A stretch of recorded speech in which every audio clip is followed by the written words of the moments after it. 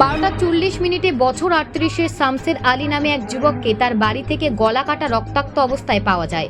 ঘটনার তদন্ত করছে কয়রা থানার পুলিশ। ঘরে ঢুকে গলার নলি কেটে খুন করা হয়েছে এবং সিসিটিভি ভাঙচুর করা হয়েছে। শামসের আলী এমনটাই পুলিশ সূত্রে খবর। ব্রাইট সিস্টারের ঘটনা। পরিবারের সূত্রে খবরে ঘরে একাই থাকতেন শামসের আলী। এর পাশে আরেকটি ঘরে তার স্ত্রী এবং পরিবারের অন্যান্য সদস্যরা থাকতো। আজকে যখন তাকে তার স্ত্রী ডাকার জন্য যায় তখন দেখে দরজার ভেতর থেকে বন্ধ। তবে ঠিক আছে একটি চাবি থাকায় তিনি যখন দরজা খুলে ভেতরে যান তখন রক্তাক্ত অবস্থায় স্বামীকে পড়ে থাকতে দেখেন।